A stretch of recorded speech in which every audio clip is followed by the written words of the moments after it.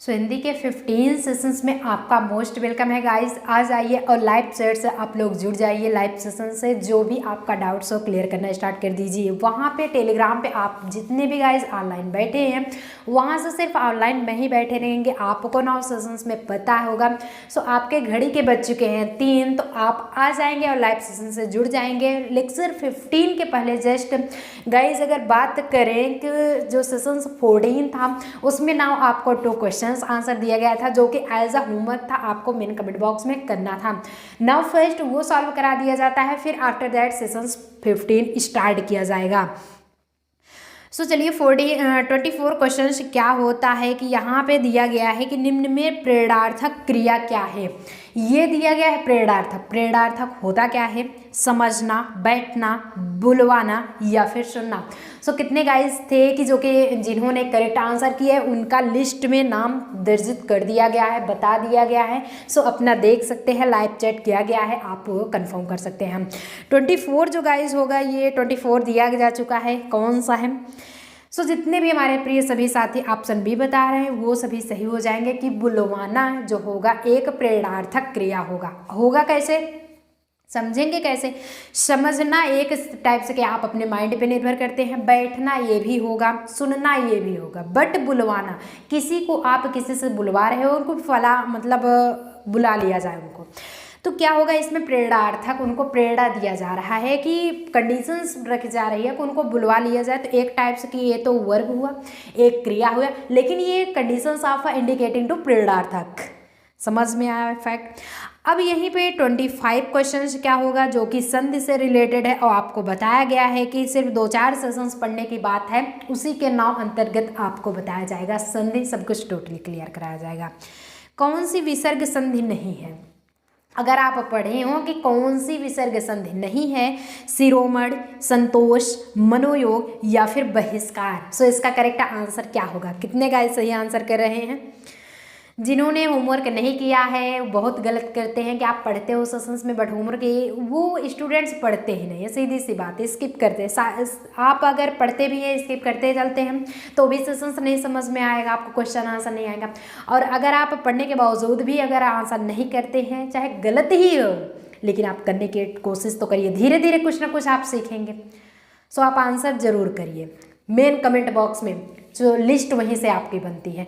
और हाँ, लिस्ट आपकी तभी बनती है कि सिर्फ तो सिर्फ अगर जो भी सेशंस क्लियर कराया जाए, जो भी सेशंस का द एंड हो, उसके जस्ट आधे घंटे बाद तक ही जितने स्टूडेंट्स नाउ आंसर करेंगे उन्हीं का सिर्फ टॉप 10 में लिस्ट उनकी बनेगी।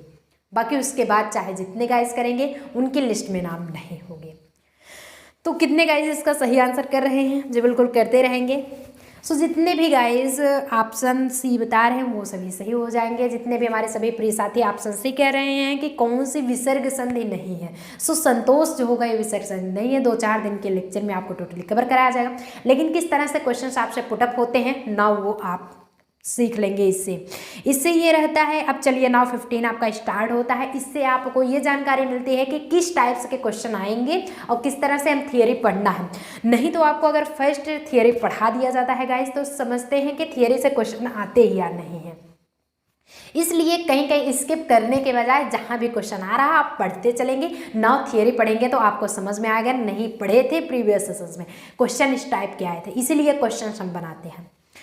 अब यहाँ पे फर्स्ट क्या होता है गाइस, फर्स्ट क्वेश्चन दिया गया है कि बीजक किसकी रचनाओं का संग्रह। अगर आप बेसिक चीज़ छोटे से ही ध्यान से पढ़े होंगे तो बीजक किसका है? कबीरदास का जी है। बिल्कुल यार, कबीरदास की ही रचनाएं हैं यह, जिसमें साखी शब्द रामायणी था कि कबीर, जयसी, सूरदास, तुलसीदास। क्या विश्वास नहीं हो रहा? हिंट्स दिया जा रहा है या फिर कंफर्म बताया जा रहा है? सो इसका करेक्ट आंसर गाइस क्या होगा? जी बिल्कुल गाइस आप लोग आंसर करते रहेंगे। सो जितने भी साथी ऑप्शन ए बता रहे हैं वो सभी सही हो जाएंगे कि कबीर जो है वो बीजक रचनाओं को उन्होंने प्रस्तुत किया था। कबीर जी बिल्कुल पढ़े लिखे थे नहीं, लेकिन तब भी इन्होंने रचनाएं किया था। आज तो आप लोग पढ़ लिख ले रहे हो तब भी क्या रचनाएं कर सकते हैं? रचनाओं के बजाय आप पढ़ ही नहीं रहे हो, रचनाएं क्या करना बजाय। और जितने गाइस पढ़ रहे हैं उनका मोस्ट वेलकम है। पढ़िए, आगे बढ़िए, नाउ हमेशा आगे बढ़ते रहिए, खुश रहिए। कि प्राधिकारी के लिए सटीक अंग्रेजी शब्द है। जिस तरह से उसमें अधिसूचना का अनुवाद आया था, आप इंफॉर्मेशन रखे थे, नोटिफिकेशन सॉरी, उसी तरह से प्राधिकारी के लिए सटीक अंग्रेजी वर्ड ऑफिसर, लॉर्ड, अथॉरिटी या फिर प्रोप्रियर, एक सेकंड, ये होगा आपके अथॉरिटी या फिर प्रोप्रिएटर, यानी कि इसका वर्ड क्या होगा अंग्रेजी में, वो भी टू का जी बिल्कुल इसका करेक्ट आंसर करते रहेंगे। जितने भी साथी अथॉरिटी बता रहे हैं वो सभी सही हो जाएंगे। Authority is the correct answer. कि प्राधिकारी के लिए जो सटीक वर्ड होगा वो अथॉरिटी होता है। कहते नहीं आपकी अथॉरिटी क्या है, तो मतलब कि प्राधिकारी आपका वर्क क्या है, अथॉरिटी क्या है, आपकी एबिलिटी क्या है, 9 अलग अलग डिवाइड होता है। अब यहीं पे 3 स्टार्ट होता है। 3 क्या है आप देखेंगे अगर, कि मथुरा और वृंदावन में प्रमुखता कौन सी भाषा बोली जाती है। हर जगह की अलग अलग बोली होती है, तो कौन सी भाषा बोली जाती है, वो भी बहुत ही आध्यात्मिक में बहुत ही मनमोहक दृश्य देखने वाली जगह मथुरा और वृंदावन। संस्कृत, मारवाड़ी, ब्रजभाषा या फिर मराठी। सो इसका गाइस करेक्ट आंसर बताते चलेंगे आप लोग जी, बिल्कुल करते रहिए आंसर। सो जितने भी साथी ऑप्शन बी बता रहे हैं वो सभी सही हो जाएंगे, क्योंकि मथुरा, वृंदावन इन सब जगहों पे ब्रज भाषा ही बोली जाती है ज़्यादातर, आमतौर पे ब्रज भाषा। और जो गद्य का जहाँ पे यूज किए हैं, जितने भी कवि गद्य के हैं, अगर आप देखेंगे गद्य के जितने भी कवि कविता किए हैं वो खड़ी बोली में अपनी कविता करते थे, खड़ी बोली में। लेकिन जो पद्य के किए हैं, जिसे आप कविता कहते हो, वो ब्रज भाषा का किए हैं। सो एक टाइप्स का मथुरा और वृंदावन आपके कहाँ पे आते हैं, कविता में आता है। प्लेस तो कविता में नहीं आएगा, लेकिन ऐसे ऐसे मतलब जितने भी रचनाकार हैं वो तो कविता ही लिखे हैं। सो ब्रज भाषा आपकी उनकी बोली होगी।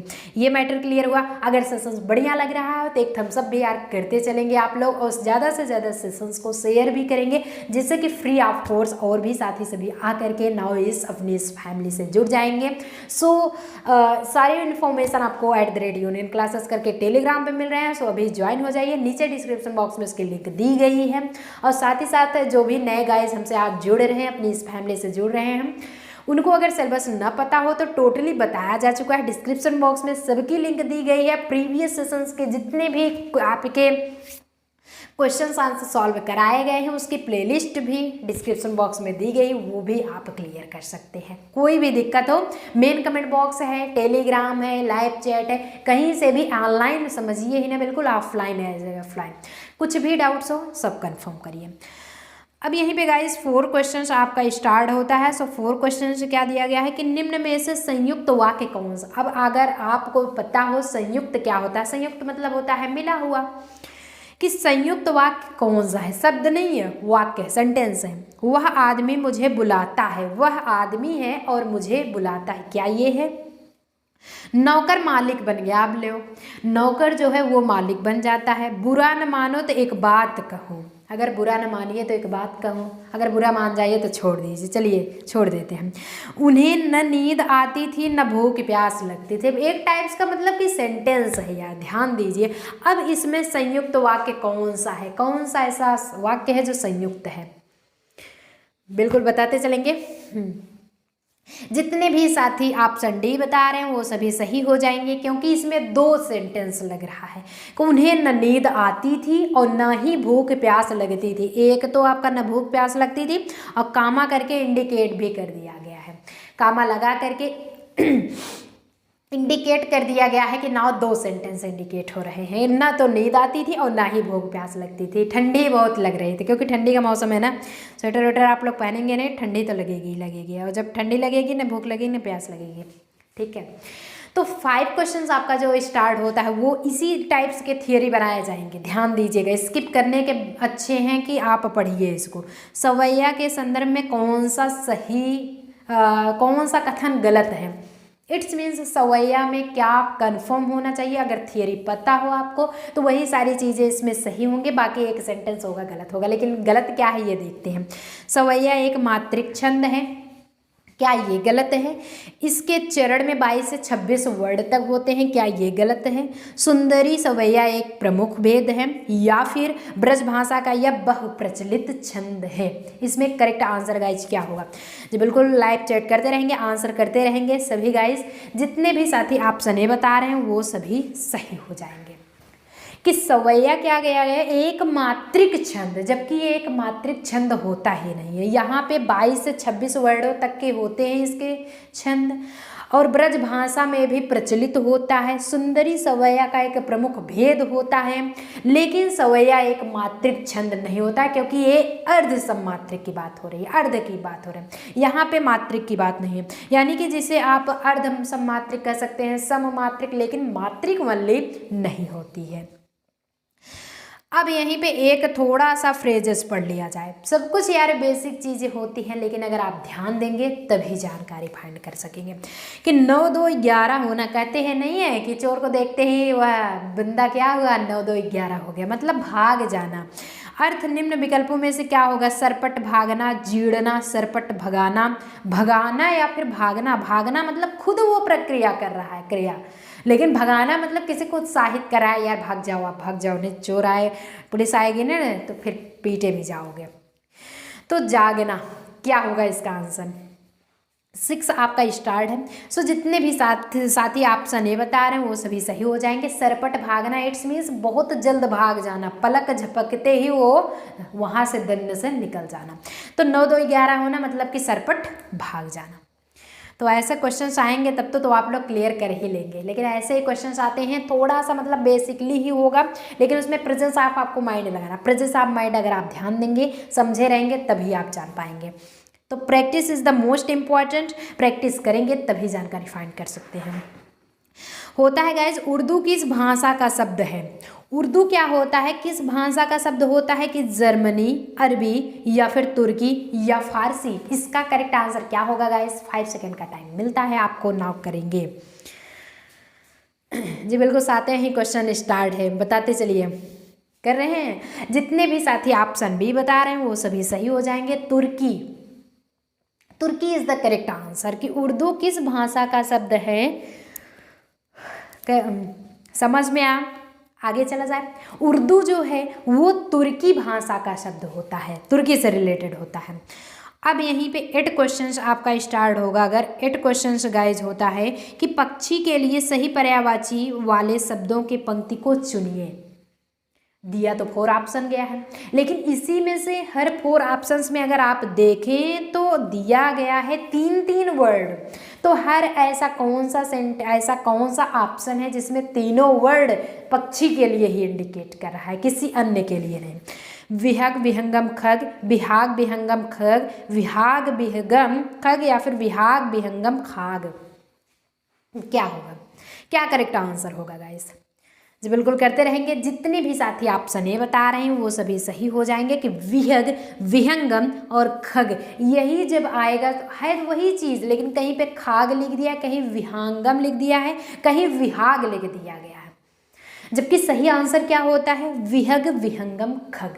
ये आपके पक्षी के लिए पर्यायवाची शब्द है। विलोम तो गाइस पूछा नहीं है, विलोम पूछेगा तो तभी करना है।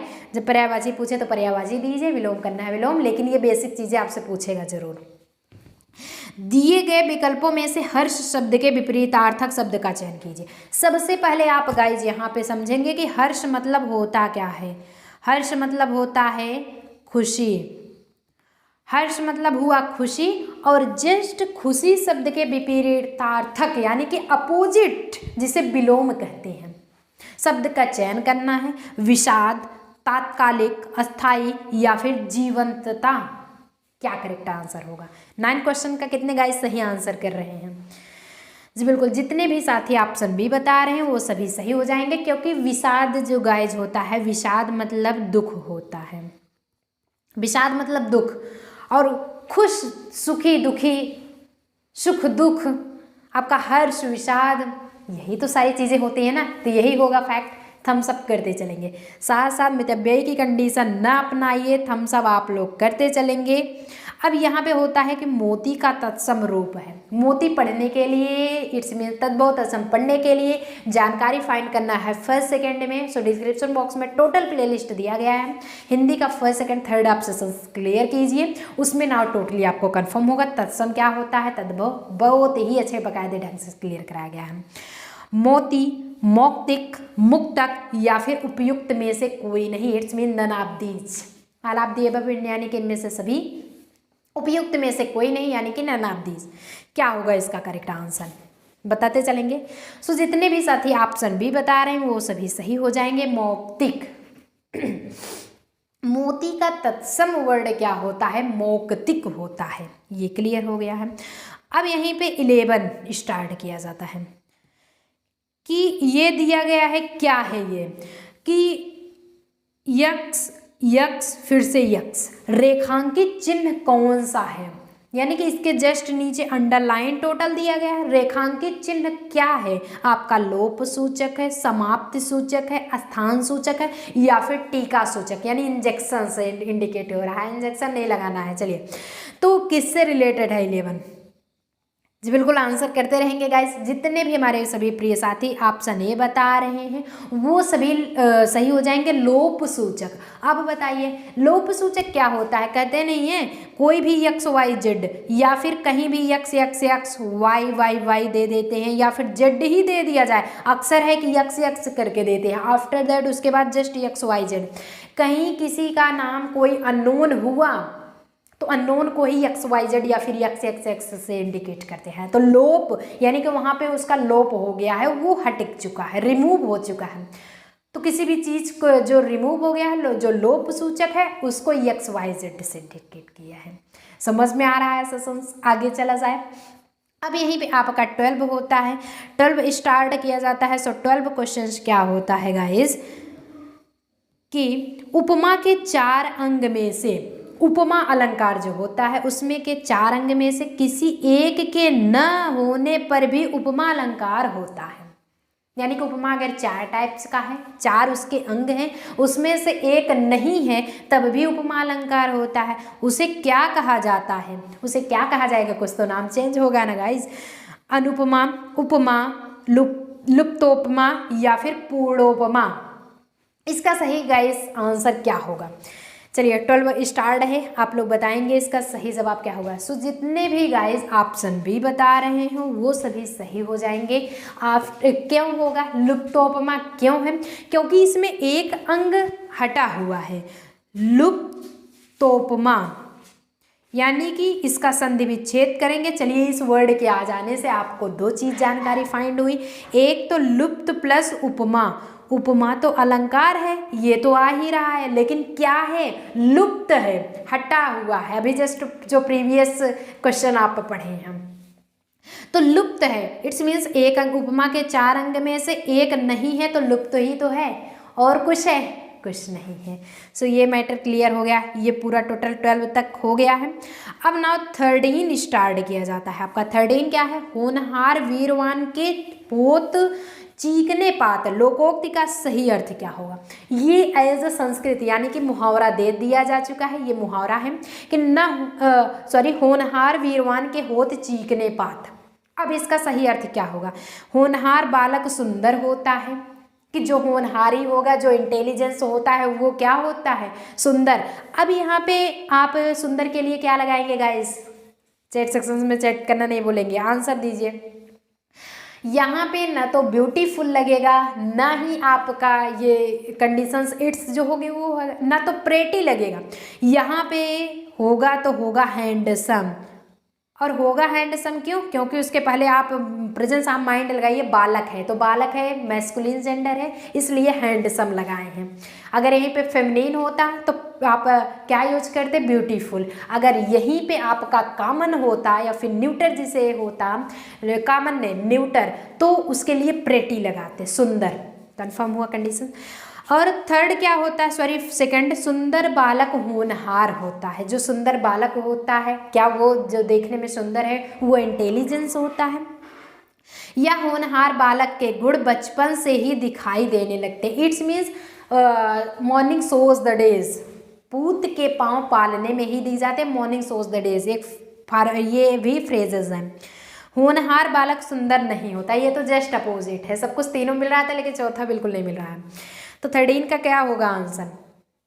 13 का आंसर जितने भी गाइस ऑप्शन सी बता रहे हैं वही सही हो जाएंगे कि होनहार वीरवान के होत चीकने पात, मतलब कि होनहार बालक के गुण बचपन से ही दिखाई देने लगते हैं। क्या कहेंगे?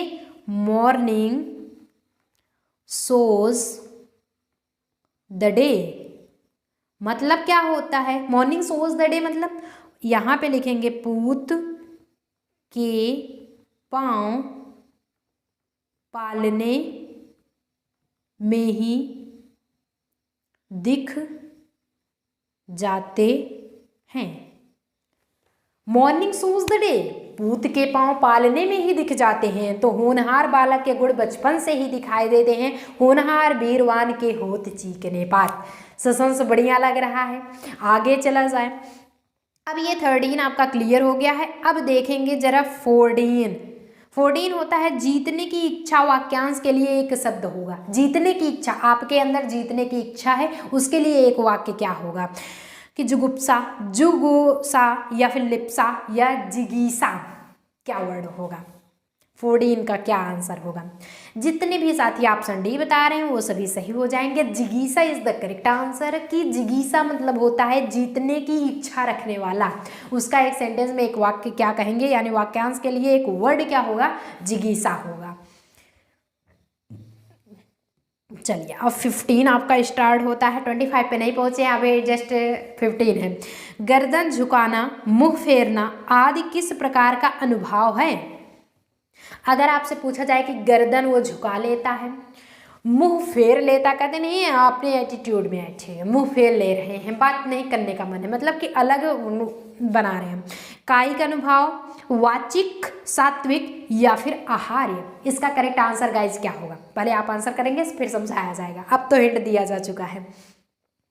सो जितने भी साथी ऑप्शन ए बता रहे हैं वो सभी सही हो जाएंगे कि गर्दन झुकाना, मुंह फेरना आपका एक करने वाली प्रक्रिया है, यानी कि आप वर्क कर रहे हो ना, आप काम जो है कर रहे हैं, गर्दन झुका रहे हैं, मुंह फेर रहे हैं, मतलब ये सारी चीज़ें ये आपका कायिक अनुभव है, एक टाइप्स का फिजिकली अनुभव, एक्सपीरियंस है। ये समझ में आ गया। ऐसे क्वेश्चंस आपके प्रेजेंस आप माइंड लगा करके ऐसे पूछे जाएंगे। अब संधि विच्छेद पे आता है। संधि विच्छेद भी आप टोटली पढ़ाया जाएगा, लेकिन अभी कहेंगे कुछ गाइज कि मैम थियरी के पहले आप क्वेश्चन आंसर सॉल्व करा रही हैं। गाइज इसीलिए सॉल्व कराया जा रहा है कि स्किप करने से बेटर है, यानी कि अभी अगर क्वेश्चन यहाँ पे दे ही ना तब भी आपके लिए वही होगा। सो आप पहले देख लेंगे कि किस टाइप्स के आपको क्वेश्चन आते हैं, तो आप जब थियरी पढ़ेंगे तो जान जाएंगे कि मैम नहीं, मैम इसी तरह से क्वेश्चंस पुटअप होते हैं। उसी के लिए आपकी जानकारी के लिए ही बताते हैं। क्या थियरी पढ़ाने के बाद क्वेश्चन नहीं बताया जाएगा? जी बिल्कुल बताया जाएगा, सब कुछ बताया जाएगा, डोंट माइंड। जुड़े रहेंगे तो सब पढ़ेंगे, नहीं जुड़े रहेंगे तब तो सब कुछ छूट जाएगा। रत्नाकर का संधि विच्छेद होगा। रत्नाकर का संधि विच्छेद क्या होगा? रत्न प्लस आकर, रत्न प्लस आकार, या फिर रत्ना प्लस कर, या रत प्लस आकर। इसका करेक्ट जवाब क्या होगा? जी बिल्कुल स्टार्ट है, करते रहिए। सो जितने भी साथी ऑप्शन ए बता रहे हैं वो सभी सही हो जाएंगे कि रत्नाकर का रत्न प्लस आकर ही होता है, जो कि रत्ना कर होता है। अ प्लस बड़ा, रत्न अ एंड बड़ा तो दिख ही रहा है, तो यानी कि ये मिलाकर के रत्नाकर हो गया है। और संधि विच्छेद पूरा टोटली पढ़ाया जाएगा तब तो उसमें आपको जानकारी पूरी दिया ही जाएगा। अब यहाँ पे होता है कौन सा वर्ड, ऐसा कौन सा वर्ड है जो स्पर्श, दंत, सघोष तथा अल्प प्राण है? दंत जानते हैं, जो ऐसा वर्ड बोलिए कि द बोल रहे हैं तो दंत में लग रहा है ना, तो दंती सकार से है, यानी कि ऐसा कोई वर्ड है जो स्पर्श भी करे और दंत से भी, सघोष तथा अल्प प्राण से भी निकले। जैसे ऐसे बोलते हैं तो मतलब पूरा दम लगा करके आपको नहीं बोलना पड़ रहा है, थोड़ा सा मतलब आप प्रेस करिए तुरंत निकल जा रहा है। तो त, ध, द और था बोल करके आप चेक कर लीजिए। 5 सेकंड टाइम है।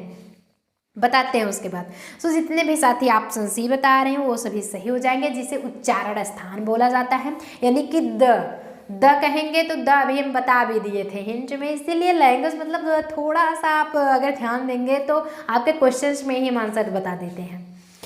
तो द क्या होगा, दंत से भी रिलेटेड, स्पर्श भी हो रहा है दंत में, सघोष भी है और साथ ही साथ अल्प प्राण भी है। द ऐसे कर दे रहे हैं ना, द ऐसा नहीं है द, इतना तेज से नहीं कहना पड़ रहा है, द। अब ये क्लियर हो गया आपका 17 तक। अब यहीं पे आपको 18 क्वेश्चंस स्टार्ट किया जा रहा है। उपसर्ग रहित, अगर आप यहाँ पे देखें कि उपसर्ग रहित शब्द है, उपसर्ग से रहित, उपसर्ग तो आप पढ़ रहे हैं, उपसर्ग क्या होता है, किसी भी वर्ड का पहला अक्षर, मतलब कि पहले, जैसे कि विद्यालय अगर दे दिया जाए आपको, विद्यालय में पूछ लिया जाए कि इसमें उपसर्ग और प्रत्यय बताइए, तो क्या बताएंगे आप लोग? जी बिल्कुल, विद्यालय में क्या बताओगे आप लोग? बताना क्या है, सबसे पहले आपको संधि विच्छेद हम बताएं क्या है संधि विच्छेद, तुरंत फटाक से करिए। कोई भी वर्ड दिया गया है, विद्या प्लस आलय, इट्स मीन्स विद्यालय, विद्या पहले का वर्ड आपका उपसर्ग हुआ और जस्ट आलय क्या हुआ आपका प्रत्यय हुआ। कंडीशन क्लियर हुआ? ऐसे ही जस्ट इसे भी कर लेंगे। उपसर्ग रहित शब्द है विहार, विचार, विकार या फिर वित्तीय। क्या होगा इसका करेक्ट आंसर? जी बिल्कुल करते रहेंगे। सही जवाब जितने भी साथी ऑप्शन डी बता रहे हैं वो सभी सही हो जाएंगे। वित्तीय जो वर्ड है, वो जो शब्द है वो उपसर्ग रहित है। ये उपसर्ग से रहित है, हटा हुआ है, इसमें कोई नहीं। विकार में वी होगा, विचार में भी वी और विहार में भी वी, बट वित्तीय में बिल्कुल भी नहीं होता है, इसमें उपसर्ग नहीं होगा। वित्त प्लस ही है, ऐसा कुछ नहीं होगा ही नहीं गाइस। अब ये होता है एक राम घनश्याम हित चालक तुलसीदास, उपयुक्त में से कौन सा अलंकार है? अलंकार क्या होगा? रूपक, श्लेष, उपमा या फिर उत्प्रेक्षा। ऐसे ही अलंकार में भी पूछा जाएगा।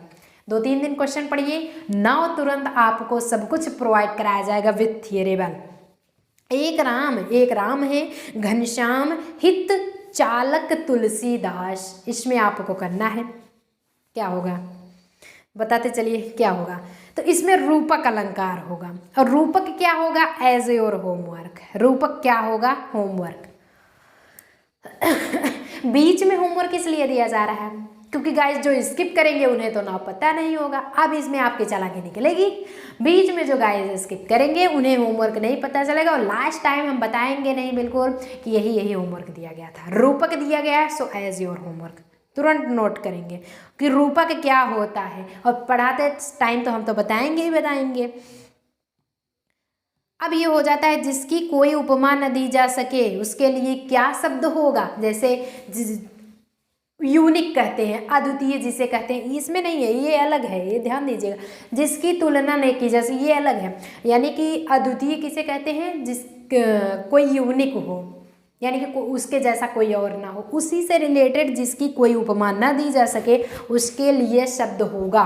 शब्द क्या होगा? अनुपम, अल्पज्ञ, ज्ञानी, अल्पज्ञ मतलब थोड़ा ज्ञान रखने वाला, अनुयायी मतलब कि उसके अनुयायी हैं,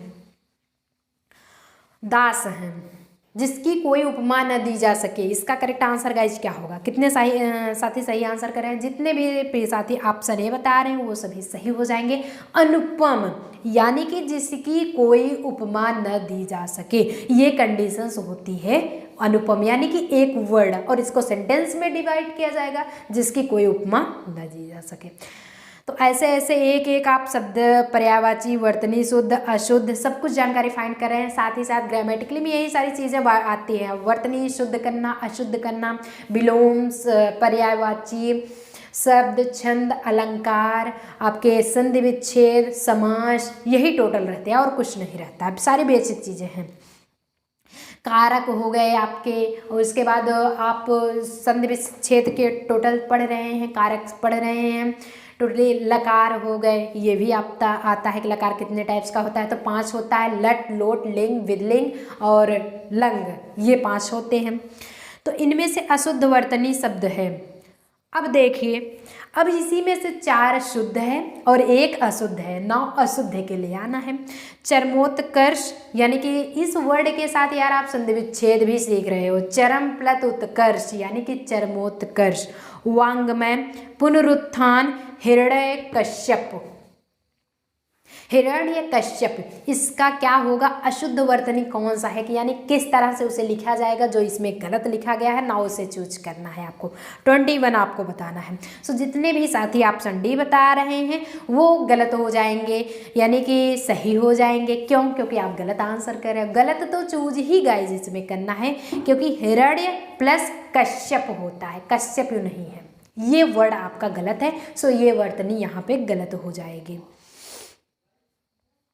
अब यहीं पे 22 अगर स्टार्ट किया जाए, 22 गाइस क्या है कि निम्नलिखित शब्दों में से कौन सा शब्द विशेषण है। विशेषण क्या होता है, किसी भी चीज की विशेषता बतलाई जा रही है तो क्या किया जा रहा है, उसकी विशेषता बतलाई जा रही है, तो वो विशेषण कंडीशन। शासन, अनुशासन, अनुशंसा या फिर अनुशासित, कहते हैं ना वो अनुशासित प्रदेश है, यानी कि मतलब वो बिल्कुल ही रेगुलरली है, यानी कि डेली अनुशासित है। अब 22 को क्या होगा इसका आंसर जी, बिल्कुल करते चलेंगे। जितने भी ऑप्शन डी कर रहे हैं वो सभी सही हो जाएंगे।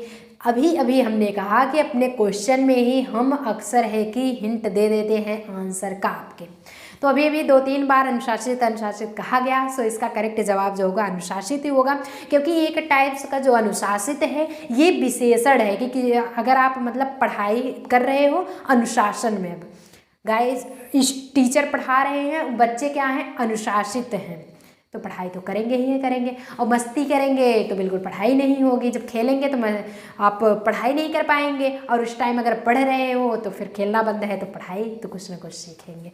ये होगा आपका विशेषण। अब यहीं पे जी बिल्कुल 23 स्टार्ट है, करते रहे हैं, जुड़े हैं जितने भी गाइस जुड़े हैं मोस्ट वेलकम है, और बहुत बहुत लक बाई चांस आप पढ़ रहे हो ऐसे इंपॉर्टेंट सेशंस को। हमेशा खुश रहिए और हमेशा आप पढ़ते रहिए। 23 क्वेश्चंस का गाइज होता है कि पुल्लिंग स्त्रीलिंग का कौन सा जोड़ा सही नहीं है। अब क्या है, पुल्लिंग और स्त्रीलिंग क्या है। अगर आपसे बात किया जाए कि जेंडर, जेंडर मतलब होता है लिंग। लिंग कितने टाइप्स का होता है, 4 प्रकार का। There are 4 types of gender. कौन कौन सा, मैस्कुलिन, मैस्कुलिन हो गया, और फिर से होता है feminine, common and neuter. So masculine होता है जिसे पुल्लिंग यानी पुरुषवाचक कहते हैं, फेमिनिन यानी स्त्रीलिंग होता है, कॉमन जो कि आपका दोनों में आता है, जैसे नर्स हो गया तो दोनों आएगा उसमें। नर्स में मैडम भी होते हैं सर भी होते हैं, टीचर्स में मैडम यानी अध्यापिका भी होती हैं और अध्यापक भी होते हैं, कि टीचर्स पढ़ा रहे थे, अब टीचर्स में मैडम पढ़ा रही थी या फिर सर पढ़ा ही रहे थे। और न्यूटर जो होता है वो क्या होता है, जैसे आपके चेयर हो गए, आपके टेबल हो गए, आपके ट्राइपॉड हो गया, मार्कर हो गया, पेन हो गया, ये सारी चीज़ें गाइस जो होती हैं जिसमें बिल्कुल भी जी जहान नहीं होता है। पेड़ की बात करेंगे उसमें तो जी होता ही है, तो जिसमें बिल्कुल भी जान नहीं होती है वो न्यूटर कहलाता है। और यहाँ पे पूछा है पुल्लिंग और स्त्रीलिंग, it's means masculine and feminine पूछा हुआ है। इसमें से कौन सा ऐसा जोड़ा, कौन सा ऐसा युग्म, कौन सा ऐसा कपल सही नहीं है। देव देवी, कांत कांति, मामा मामी, गधा गधी। लग तो सब कुछ सही रहा है लेकिन क्या सही नहीं है ये आपको करना है। 23 सो जितने भी साथी ऑप्शन सी बता रहे हैं वो सभी सही हो जाएंगे। कांत कांति, कांत कोई चीज़ है, कांत मतलब कोई नाम तो है नहीं, ना तो किसी रिलेशनशिप में ये आता है। जैसे मामा मामी हो गए, गधा गधी, देव देवी, ये सब सारी चीज़ें हैं, मैस्कुलिन फेमिनिन बन सकते हैं, बट यहाँ पे कांत कांति कभी नहीं हो सकता है। कोई ना तो आपका ये मैस्कुलिन फेमिनिन ही इंडिकेट हो रहा है, ना तो नेम वाइज कुछ नहीं है। So option C is the correct answer, यानी कि यहाँ पे ये गलत होगा।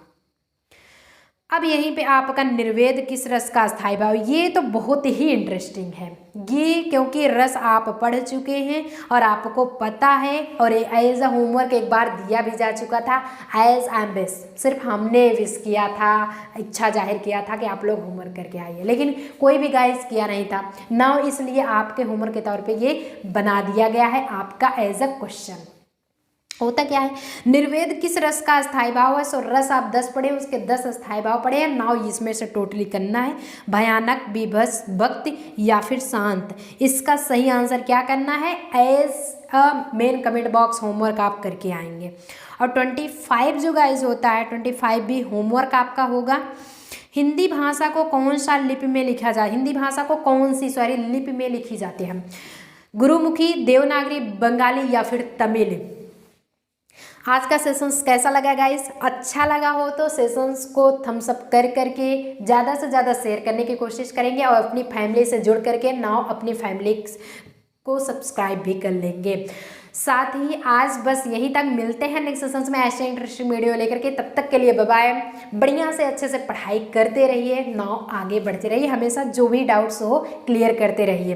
एज अ ऑफलाइन टीचर समझिए, जो भी ना समझ में आए main comment box, live chat, @union classes करके टेलीग्राम, जो कि डिस्क्रिप्शन बॉक्स में लिंक दिया गया है, वहाँ से जुड़िए और अपना कॉन्सेप्ट क्लियर करिए। 100% क्या 101% आप सरकारी सीट हासिल करिए।